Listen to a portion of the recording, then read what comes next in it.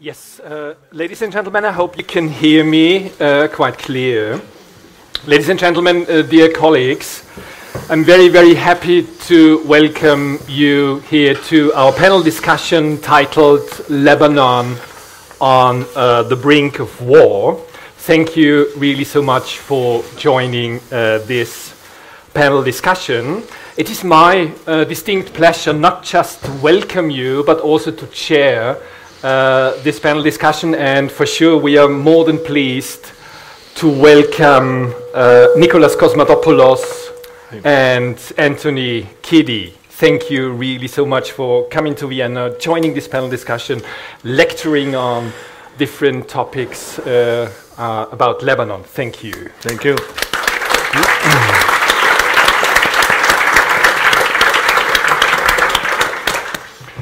My name is Helmut Krieger. I'm a researcher and lecturer at the Department of Development Studies here at the University of Vienna and a consultant to the VIDC as well. As the one who will also chair this panel discussion, I would like to add that I have to replace, in this role, I have to replace Magda Sewald from VIDC, as you can see. Originally, she should chair this panel discussion on Lebanon on the brink of war, but had to decide to cancel her participation due to her sickness. And this is a decision she had to make last night. So, unfortunately, we were absolutely not able to replace her with a female colleague from VIDC due to the very, very limited time we had from yesterday night until now. And that is the reason why I'm now the one chairing this session on Lebanon on the brink of war. Hence, I would like to thank you for your understanding of this, I would say, quite unique situation. For sure, it is not part of VIDC's policies to organize men-only panels. Let me also thank the Austrian Development Corporation for its financial support and the main public library for its cooperation, for this wonderful cooperation we have, as well as, for sure, all colleagues from VIDC for their support in organizing this event. And for sure, I would like to thank Magda also. She can't be attend this now, to thank her for organizing, for doing a lot of administrative work despite her sickness. Last but not least, I would also like to thank the interpreters, Gabriele Gallo and Thomas Musil. As you know, our panel discussion will be held in English, so if you prefer to listen to a translation to German, please use these headsets. German is on channel 2 and English is on channel 3. Just another very short administrative remark. It would be great if you could fill in the feedback sheets you can find on your chairs. So please fill in your comments, your suggestions, your critique on this event, and please drop them after the event into, I think, a blue box at the exit. Thanks very much for that.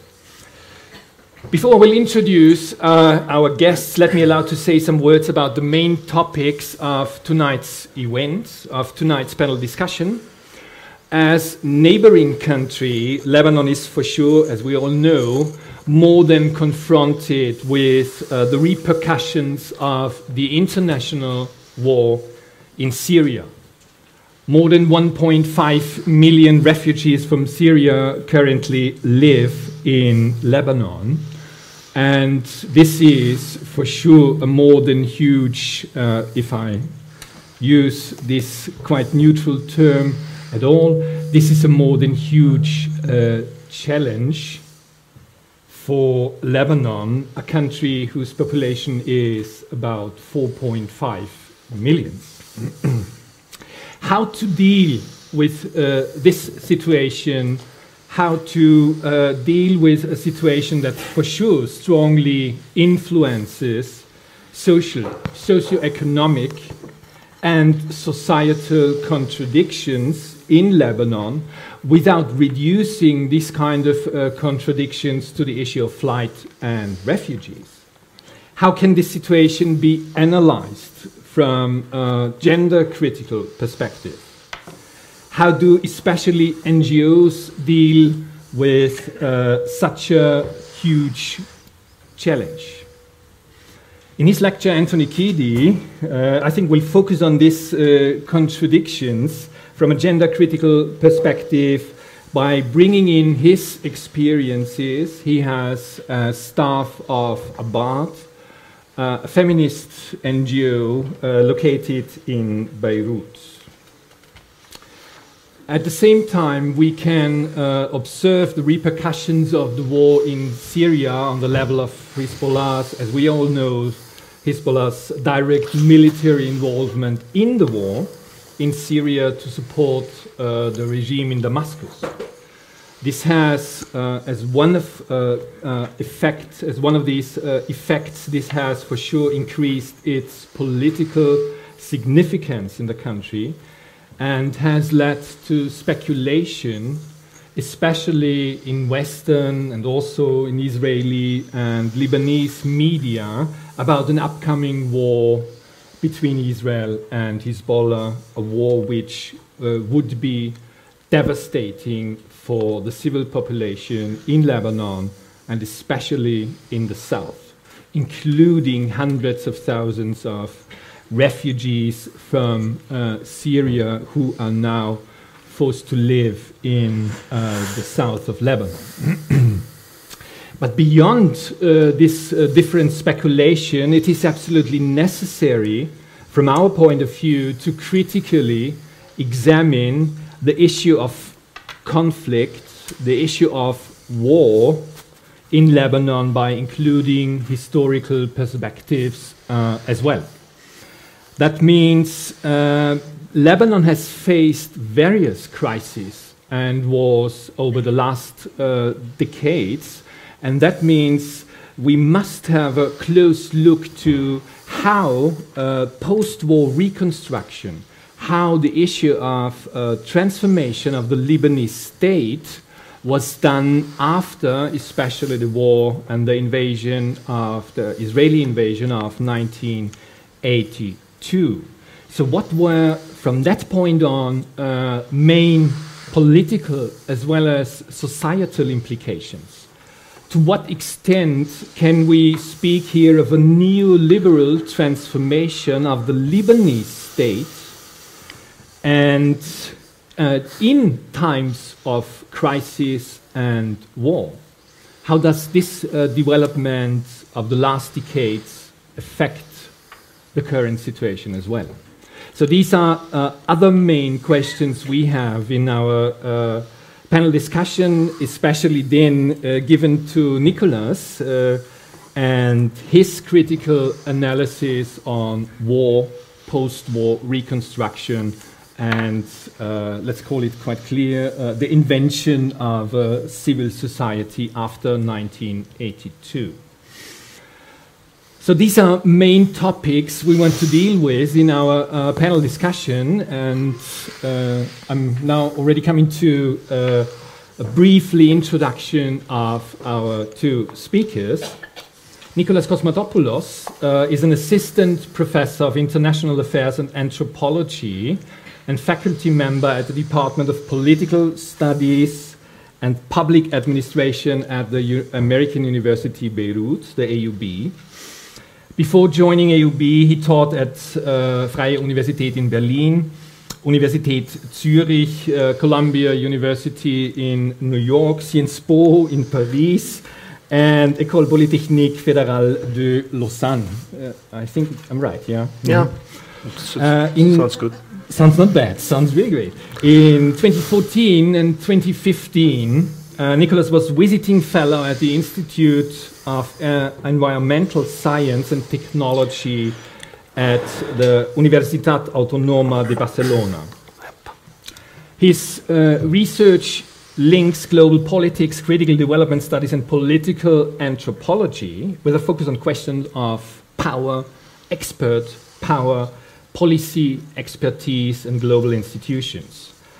And I think currently you're working on a book publication titled Masterpiece: Governing Violence in Post-Civil War Lebanon. Inshallah. Inshallah. Let me come to our other guest speaker, Anthony Kiddie. Anthony has been working for the past 8 years as masculinities technical advisor at ABAD, the Resource Center for Gender Equality located in Beirut, where he pilots and promotes the concept of engaging men in ending violence against women. In his work, he and his colleagues have created local forums of men ready to end gender-based violence, and currently he works with Iraqi and Syrian, or better to say refugees from Iraq and Syria currently living in Lebanon as well, on gender-based violence, gender equality, masculinities, stress, and anger management. From this perspective, a very rich experience in working with refugee communities. Furthermore, Anthony Kiddie has contributed to various policy and capacity development projects. So thanks very much, really, for joining our panel discussion. Last but not least, before we are starting our discussion, some words about the format of our event. Each panelist should speak for not more than 20 minutes, 15 to 20 minutes, and then we will open the floor to questions and comments. So I think let's start our panel discussion with a critical analysis on the issue of war, conflict, from an anthropological, historical perspective. Wow, all that in 20 minutes. In 20 minutes, yes. Good. Guten Abend and vielen Dank for being here. I'm going to switch to English if you don't mind. I'm very happy and humbled to be in Vienna. I just came from Beirut, where apparently, we are in preparations of war. I just read 2 days ago a piece in Financial Post,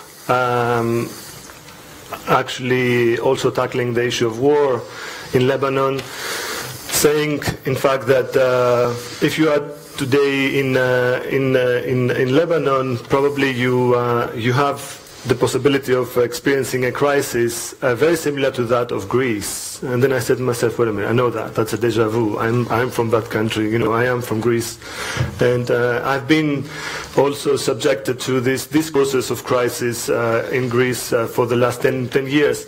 And that connection made in the article made me think about what Edward Said would call imaginative geographies of crisis and violence.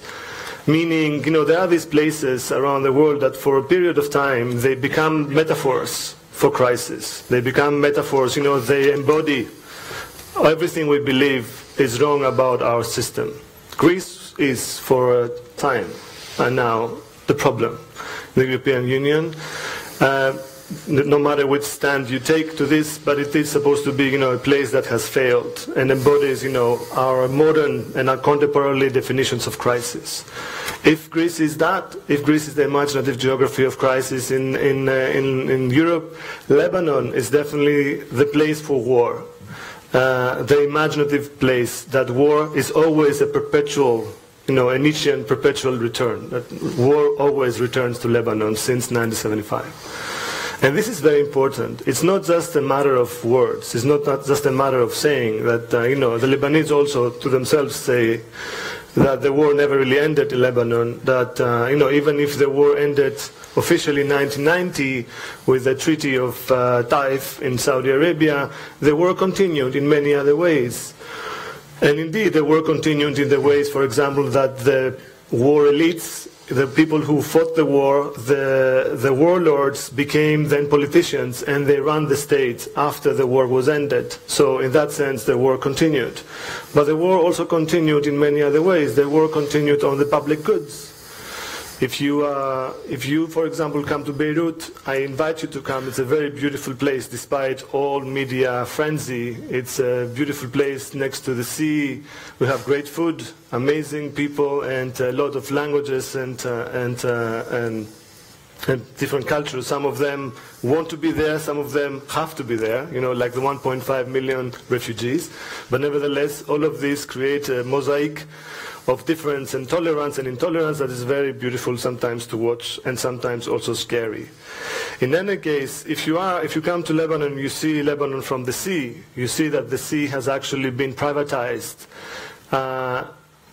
largely. And this privatization is a process that started in the 60s, continued through the war, and never ever stopped, even after the war. So from the point of view of the coast of Beirut, for example, the war never really changed anything. The same people who were privatizing and were encroaching on public goods, if the sea is a public good, continued unabashedly after the war.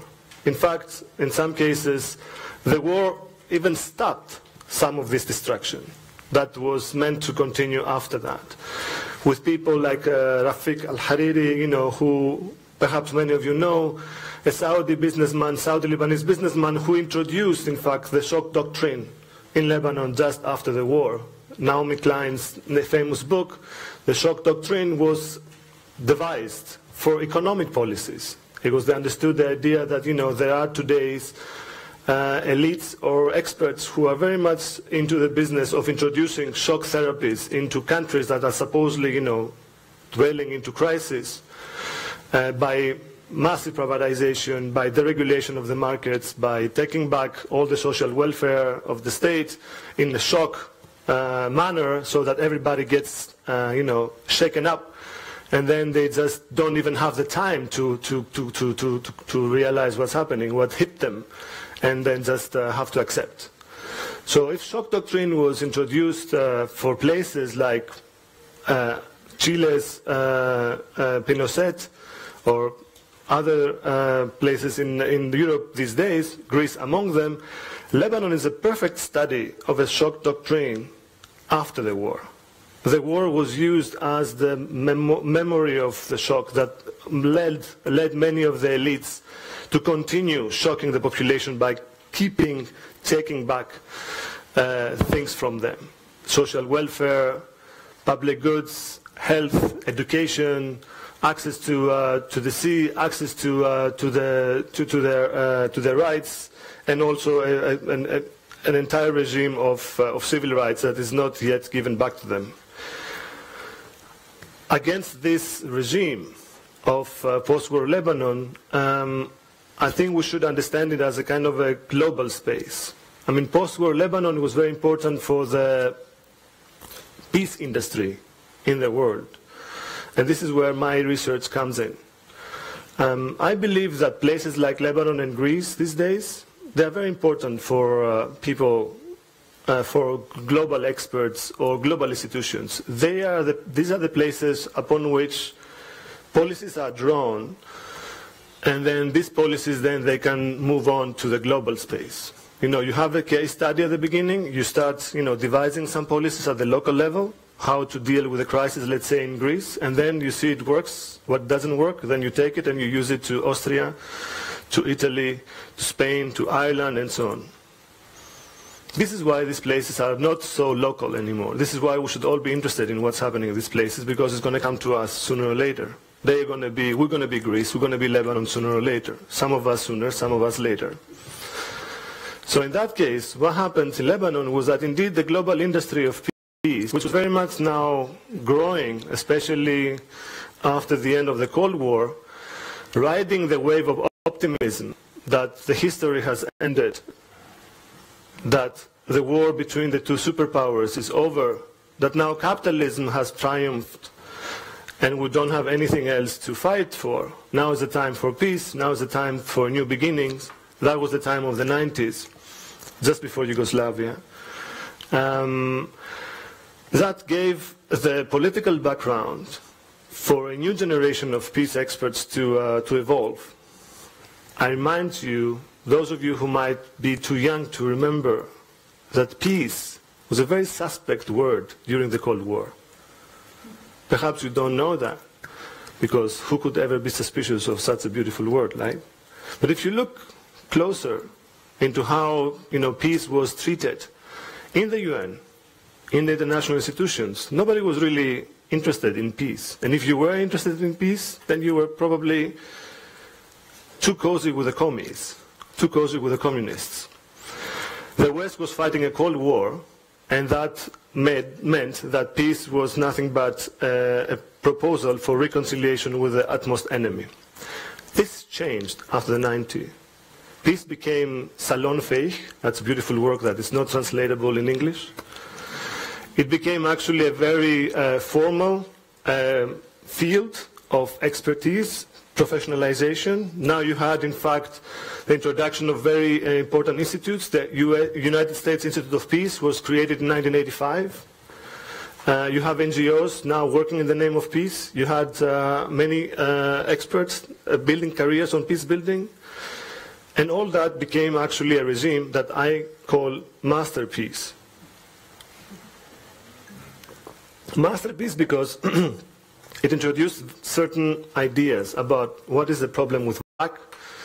More and more we had more aggressive, masculine, if you wish, understandings of the state, that the state is here for us to protect us from threats, any kind of threats, especially threats that come from outside, threats that could be actually understood as migrants, threats that could be understood also as terrorists, and very often these two categories just collapse in one. Migrants that happen to be terrorists or terrorists that happen to be disguised as migrants. So this understanding of the migrant as a terrorist or the migrant as a threat is not something new. It's something that started very much in the 90s, where the states elites beyond Europe, especially in the Arab world, but also in other places in the global south, had to justify their role. Since they could not provide for anything else, they could not provide for basic ideas of the social contract, they could not provide for social welfare, they could provide for security though. And that was the last denominator of elite legitimacy in this new regime I'm talking about. So in Lebanon, for example, the state is not there. I think we made it clear. The education is privatized. I work in a private university. People who have to pay a lot of money for the kids to go to school. People have to pay a lot of money for the kids to go to the hospital. People have to pay a lot of money even to go from one place of the city to the other, because there's no public transportation. There used to be a wonderful, beautiful tram. I went all along the coast of Beirut and all along the north, and this tram now is destroyed. Everybody has a car. It feels like Los Angeles without the Hollywood part. And this is also because the state has been pulling back. So what's left from the state? Protection of the borders. Make sure that there's no more violence. You know, this kind of very minimal, small core of the state, that there's nothing else, that's just hollowed out. And this supposedly, much of the peace experts were very much, very much focused on building this part of the state. So that's why you have, for example, German and other European money trying to give, going to secure Lebanon's borders, instead of securing, let's say, Lebanon's education, public education, or, public means of transportation, all of these things that I have mentioned. Nevertheless, this is something that still bothers the Lebanese. The Lebanese actually speak about the absence of the state, and everybody has a different understanding of what it means. And this is the good thing about Lebanon. There's nobody, if you talk to 3 Lebanese, they're going to have 6 opinions about things. And this is true democracy. The problem is that they never arrive to the parliament, because the parliament is occupied by the warlords, as we said. But in the street, there's a lot of democratic talk in Lebanon, that's true. So this was, in fact, what happened. in Lebanon, in post-war Lebanon. That's why many of the people in Lebanon understand the post-war era as the continuation of war by other means. What does it make? What difference does it make that there's no more, mortars, if everything else reminds us of war? If there are actually problems in access to education, problems to access to, again, basic services and basic rights. The second thing that happened in Lebanon was actually a very vivid civil society that rose against the warlords and the war in Lebanon and turned into a very strong anti-war movement. The anti-war movement in Lebanon was indeed very important and to a great extent was responsible for ending the war. These were people like you and me, I hope, who just had enough of the warlords taking the state as a booty, in fact, because at the end of the day, from 82 until 90, Lebanon's war was nothing but a war economy. The same like Syria today. It's not about politics anymore. It's not about anything else. It's about recycling a global industry of war making that needs these places. The global industry of war making needs places like Syria to make sure that perpetual war is still with us for many reasons. Not only for the weapon sales, but also for many other reasons that war today is endemic to our system. But we can leave this for Q&A. What happens, the civil society of Lebanon was actually rising against these elites, and they wanted them to go to trial. They wanted to put them to trial and to bring them to justice for all the crimes they did against the Lebanese society. But somehow, the professionalization, them becoming professionals of peace, completely changed the debate. It completely changed the dynamic. From the anti-war movement, which was clearly political, it was clearly understanding of the structures of the civil society, that we are under the warlords, and in order for them to be held accountable, we have to mount a movement that brings them down and takes them to justice. Through from the international NGOs, these people turn into trainers of fellow citizens, trainers of fellow Lebanese, like you training me and I'm training you to be more civil. And the idea was that inherently, ontologically speaking, the Lebanese society is somehow uncivil, and we have to train it to become civil. That happened with a lot of money and a lot of funding coming from outside, from the European Union, from European countries, from the US, from other places. And the previous anti-war activists who were very much interested in bringing the elites to justice, they turned into trainers of their fellow Lebanese because they had to make sure that these people actually don't become violent again. At the same time, the elites stayed at their place. So this is also another important element, how the civil society, through the introduction of the regime I call masterpiece, through the introduction of the process of professionalization of peace, turn its dynamic, turn its attention away from the structural violence that I've been describing from the beginning of this talk, a vertical injustice, to train other people to be uncivil. At the same time, of course, one can have a debate about whose violence is uncivil and what kind of violence does a popular uprising, for example, might entail, and what happens when a popular uprising, like in Cairo or in Tunisia or in other places, is indeed violent.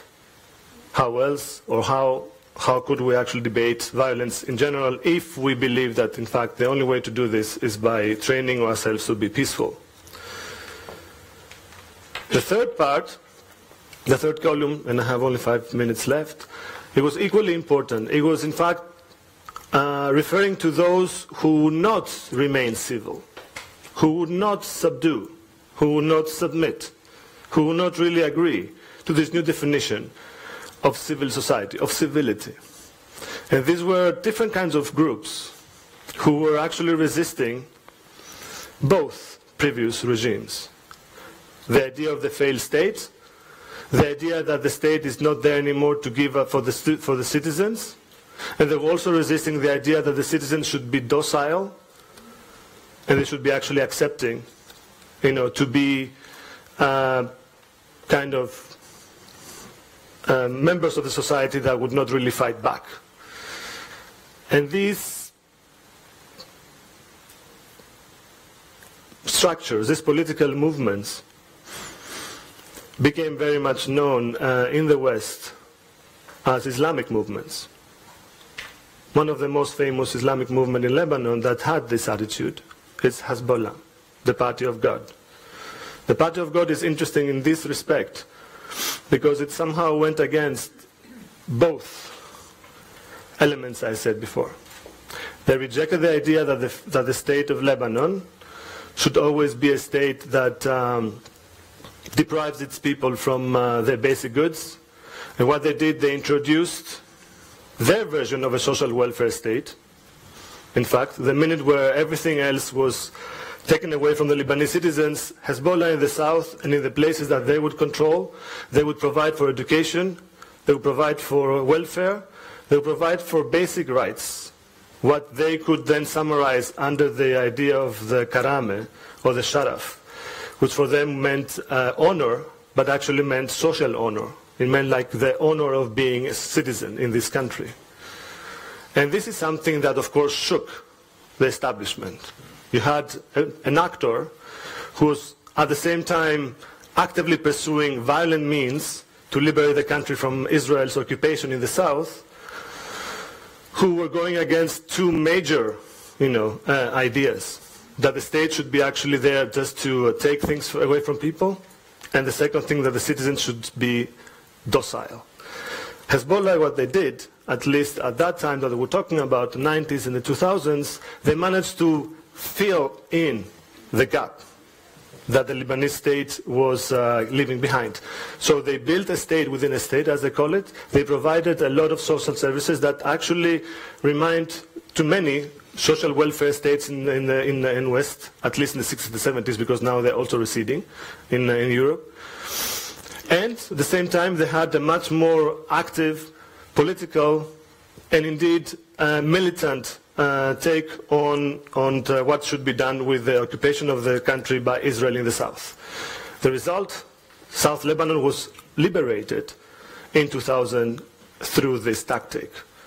Israel had its first military defeat since actually 1948, where it had to go to return land that has occupied, and not because they wanted to, but because they had to. And that was a big change in the entire game in the Middle East. And that was done not by a state, and that was done actually by a non-state actor who at the same time was introducing social welfare policies in the country. And that, as you can imagine, created a taboo about what is Hezbollah. This taboo took the name of terrorism, and around that story created a kind of moral, minefield, where we cannot really talk about what they did. We cannot really talk about how they did it, because in fact they are terrorists. And this is the role of this war today. The role of this war today is not to explain political phenomena, because we all agree in social sciences that there's not an agreeable definition about what is terrorism today. There's not one social scientist that agrees what is terrorism. It's a political definition, it's a political tool, it's not a scientific instrument. So the problem is that by claiming this, the third part of the third pillar of this of the regime I'm talking about is that making sure that once you have made sure that the state is hollowed out, that the civil population is being docile, you also term those who resist that as terrorists, and the discussion is over. And then you have actually a very wonderful regime where you have the possibility of introducing certain strong ideas about how society should be run. Lebanon was an experiment, was a laboratory on all these levels, and this experiment moved on to other places in the Middle East and the Global South. And at the same time, you have the enemies exterminated. They're out of the discussion. They are not allowed to be part of the discussion because they are labeled terrorists, which is a moral term. It's not a political term. It doesn't mean anything. And then you have actually now, I think, an explanation of why today, after 25 years, well, no more, almost 30 years after the war, nothing has changed. And we are going again and again in déjà vu moments. And, you know, according to a Financial Post, the war is again on our doors. Once this circle has to break. And I hope that eventually you're going to live the moment when this circle will break. Thanks.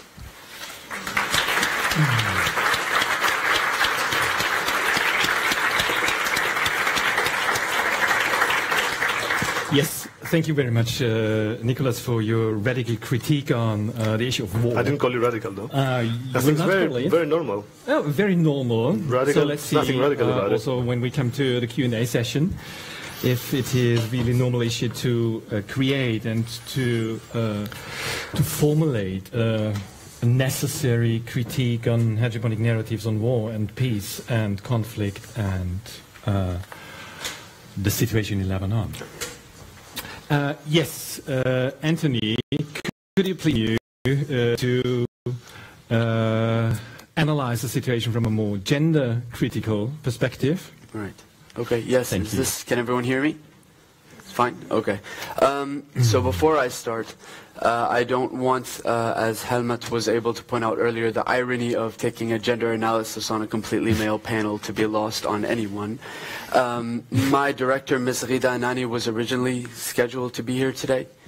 And again, last second, our luck, something happened and she was unable to travel. She asked me to fill in for her and to represent the organization she runs, Abad. Specifically, she might have done that because our work, specifically when it comes to conflict, war, and gender, has a lot to do with my specialization within the organization. I'm the masculinities technical advisor. And I'll explain a bit more of that because a lot of times no one knows what that means, which is awesome for me because I get invited to places and people don't know why. It has a lot to do with how we look at the other side of gender. A lot of gender has to do with femininities, about how women are second-class citizens and about how the need to empower women is there, and that should always be the main goal. And in fact, our work with men should complement this. But for the longest time, the work on how we socialize men was disregarded. Which is a shame because, again, most societies, some more than others, the culture that I come from, the country that I come from, are highly patriarchal. They're run by men. And thus, almost like a raging river, it does not shift easily when you already have all of the momentum going in this patriarchal direction. And I'd like to stop for a moment and take that type of a gender analysis to our conversation on war, peace, and Lebanon being on the brink of war, if you don't mind me. So I want to start off with one of the existential crises that plagued me ever since I was a child. What came first, the chicken or the egg? Still have not figured it out yet. Some people say chicken, some people say egg. Egg because that's where chickens come from, but eggs come from chickens. So if we want to take a look, I'm not going to stop about the chicken and the egg, don't worry. If we take a moment and we stop and we try to think about the same thing when it comes to war and patriarchy. And when we talk about patriarchy, we're coming from the definition now of a system where, yes, men are on top of women, but it's also very much the hierarchy in which men are on top, hence patriarchy. This hierarchy is reinforced by violence and obedience. Right? And we know many militarized institutions, the military, some police forces, some countries that are much more militant than other countries that follow this type of a modality. That disobeying the people in charge, the men in charge, usually results in some sort of a form of violence. Institutional, economical, physical, sexual, etc., etc., etc. That's our definition of patriarchy. It's very much a system where power over is what's valued, right? We will contrast this with a more feminist approach or a feminist analysis of power and the future, which would be more power with. That would be more that there is a power all of us have on a more horizontal plane when we can all communicate better, make decisions, and do what's in the best interest of the collective. And that was not in the best interest of the collective. Do what's in the best interest of the collective rather than those who have power, using the power in order to retain their power. So, for a moment, let's take the decision of patriarchy or war. What creates what, and how do they fit into one another? Thanks, man. Thank you. Thank you very much. Yes. Thank you. Power with. See, that was an experiment on power with. No, I just spilled water. Okay, so if we talk about war and patriarchy, again, what creates what? One could make the argument that war actually creates the necessary conditions where patriarchy is the only way forward. So we recently did a study, a colleague of mine and myself, a qualitative study on changing masculinities and femininities in times of peace and in times of war. Because different things are asked of us.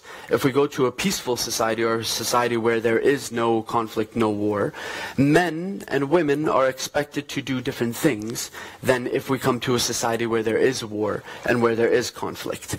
That changing gender role, that changing thing is what we want to take a look at right now. Why is it so many places in Europe can thrive, or women's rights, women's positions can thrive, whereas in other places where usually conflict is a correlation, it's so difficult to push these things through? So when speaking to different people within our study, men and women from Lebanese and Syrian populations, they told us these type of things. One Syrian woman who lives in Tripoli said that, speaking about Syria, okay, when the war became like this, we did not spend much of our time with children. At first we opposed the fighting, especially because we did not know what the war was about. But then the others started raping women and cutting throats. All of the neighborhood sons went. My husband did not say anything to them. That is, he didn't protest or comment on the fact that they were going to war, because it was to protect the women. All right, so again, one could argue that patriarchy or patriarchal gender roles arise out of the necessity of the condition of war. So people are raping, people are killing. You cannot just sit by and be docile. You need to take up arms, you need to fight back, you need to do something because the situation calls for this. Women need to stay in the private sphere in their homes because they need to be protected. Men need to be out there with guns, doing things, fighting back against the power at B. And thus we have these justifiable binary of this gender role that needs to exist in war. Right? A lot of people have this argument, especially in Lebanon. When we try to talk about gender equality and changing these gender roles and this gender binary, a lot of people will say, well, what do we do about this situation? Well, it's violent now, so do we just sit by idly while people are raped, while people are killed? Do we not have our people stand up and fight? And again, that's part of the issue.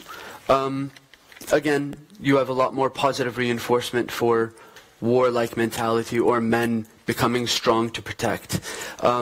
Here we have another statement by a Lebanese woman this time, talking about the 2006 war with Israel. My parents thought my brothers should fight. Of course they were scared for them, but they wanted them to fight. I also thought they should fight. All our environment was engaged in war. Every family, there was someone who was fighting. A Lebanese man said about an incident in 2007 that I'll talk about in a bit, where Hezbollah took over Beirut for a few days.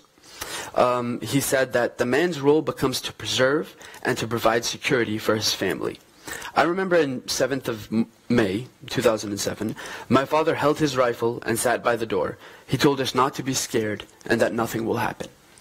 So again, here we see more argumentation for a violent setting, henceforth the need for men to take on this role, to be the protectors, the providers, or to be more violent. So if we take the reverse, what if we argue the opposite? how does a patriarchal gender socialization, right, us raising our men to feel like they need to protect, and they need to be violent, and they need to be strong, and they need to be tough, how does that actually create war?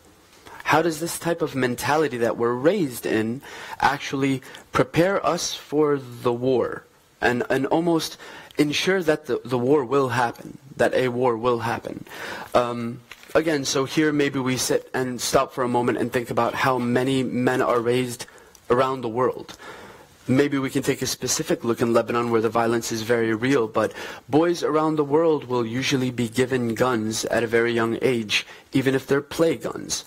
The games that they play are highly competitive, very warlike. If you turn on any PlayStation, any Xbox, you not only now fighting some 2D warlike scenario, you are in Baghdad. You are actually running very complex military operations in order to secure a certain location or anything, priming an individual for war, right?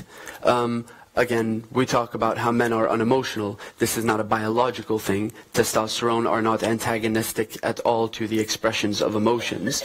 Rather, it's when we are young, we are told that we're not supposed to cry because we're supposed to be strong. We're supposed to be steel. You can't empathize with someone that you want to kill. That's counterproductive if the end goal is to fight. So again, one could argue that the way we socialize men, the way we normalize violence, the way young men are told to be violent, from young gangs to fights on the playground to the things they see in the media.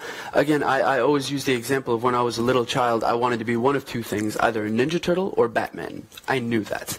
And because they were wonderful, they were good, they fought for good, but we often overlook the means. Right? So maybe what they were trying to do was good, but they did it through violence. And so we start to normalize that in our minds, that the ends do justify the means. If I'm doing something good, but I can only attain it through violent means, then the violence isn't necessarily something bad. But good and bad are very abstract concepts, right? So then you say Daesh, or you say ISIS. And you think, from our perspective, there's no way that ever anyone could possibly think that that's good. But the brainwashing in those particular circles and in those particular subcultures are that everything that they're doing is justified because they're doing it by some higher order, by some good, by some religiously ordained thing that needs to take place. So again, is it the war that's creating the men to be strong and learn to fight and need to be violent? Or is it the way that we raise our young men that later on easier inoculates them into the system where they need to fight and they need to kill and they need to die? Right? Is it that when we start to think about conflict resolution and we're young and we see violence as a viable means in order to negotiate a conflict, that when we're older, do we really see possibilities that exist that are no longer there? Earlier, Edward Said was mentioned. Edward Said is an Arab man who believed in a two-state solution. He didn't say that Israel was at all justified in the occupation of the land, but at the same time he realized that violent means will only bring violent ends, and that it's a vicious circle that will just keep on going. We can see it in modern day Middle East. The war in Iraq was supposed to stop tyranny, if everyone understood correctly, but it was exactly that created a vacuum with other warlords that were able to take the place, creating the new threat that now we're all wanting to stop. In Lebanon, we didn't have a switch, as Nicholas said earlier. We didn't have a switch. The war ended kind of because everyone was tired of fighting, and promises were made for all of the warlords to have power with the respective sects. Because again, talking about Lebanon, we can't talk about Lebanon without talking about sectarianism or confessionalism. So again, all of these men were given powers in their own specific geographical locations. They're all their sects, and they are the same people who govern us today.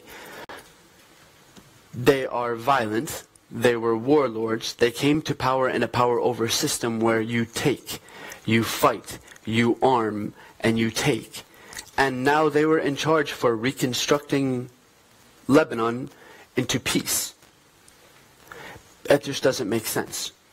Again, it's looking at this mentality, power over, I need to be strong, I need to show dominance. In 2007, the incident that was mentioned here was, there are two major political parties in Lebanon, the 14th of March and the 8th of March. And they're all backed by different money bags from around the world. And at one point, the 14th of March had the majority of the government. And they took out the communications minister, who was backed by Hezbollah. At this time, tensions were very high between these two parties. It was back and forth on a political arena. This was seen as a move of dominance. This was seen as, you think you can do that simply because you control the government. Well, real power will show you what real power looks like. And Hezbollah came down, took over the majority of Beirut for 3 days, just to show that they could. It was a very savvy political move of power, in order to remind everyone that the political processes that we're going through, we're indulging it right now, but at any moment, if we feel that there is just too much taken, we can take back what we want. And again, this is not to say anything about Hezbollah. This is to say something about a power over system. Right? This is to say that war is created when we only think in a power over system. When they did something, so now in order to show our strength, we need to show that we can attack back, that we can do this to them, that we can hurt them. That's escalation of conflict. That's exactly how wars are made. And then we have this, the chicken and the egg comment that I made earlier. These two things, war and patriarchy, reinforce one another. They feed off of one another. They need one another to exist. And the problem is we keep on using one to justify the other. So these men will only respond to dominance and violence, and so we have to be dominant and violent, even if we don't want to. And so we need to...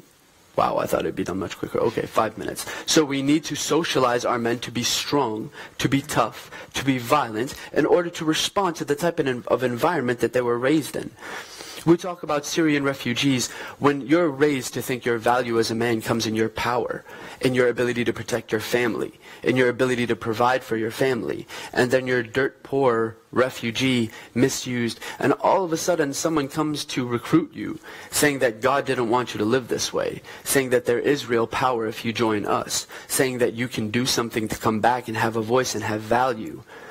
That's the easiest form of brainwashing there is. We need to take a look at this gender aspect of war and conflict, and we need to understand that there is a different way. There is a more feminist, non-violent, horizontal way to do this. It has to do a lot with our socialization of men and women.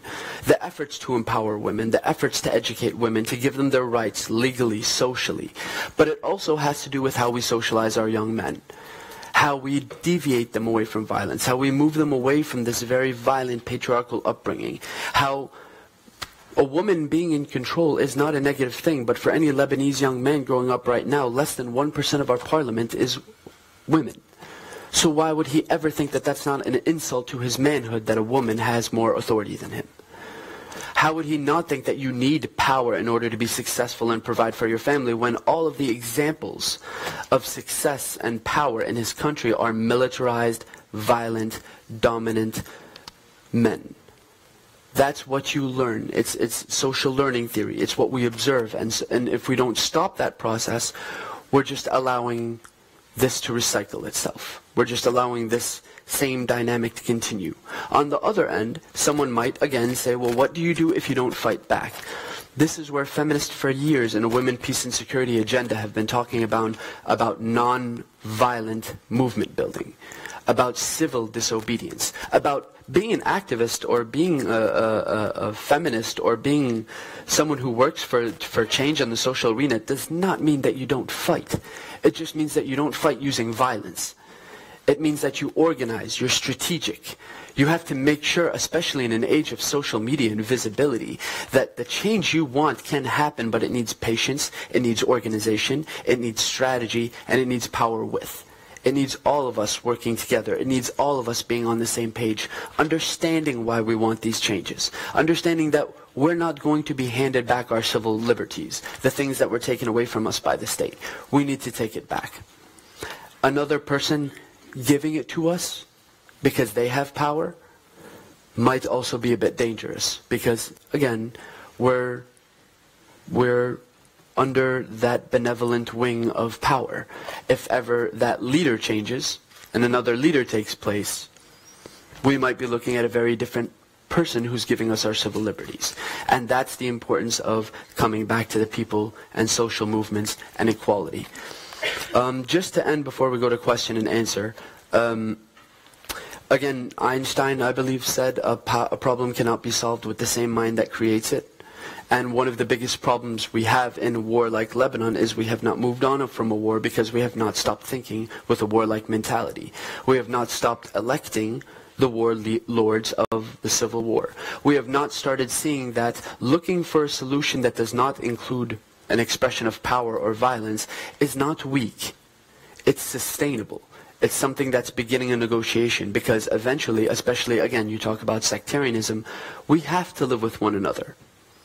But these lines that divide us are the same thing that keep the people in power. And again, probably the most important thing to look at is, we talk a lot about this person did this and they were able to change the dynamic with Israel or with this. Not for women. We come back to the very basic principle of humanity is not just men. And the number one people who suffer when we have patriarchal systems or when we have war are the women. From GBV, from institutional violence, from rape, and especially, I don't know, I obviously don't have enough time, but something that's different from the Lebanese civil war that we're seeing in Syria a lot more is rape and violence against women and sexual violence being used as a weapon of war. So again, while we sit here and talk about what the best mechanism for fighting back is, we completely forget that there are these people suffering regardless of what we decide is the best way to fight back. Thank you.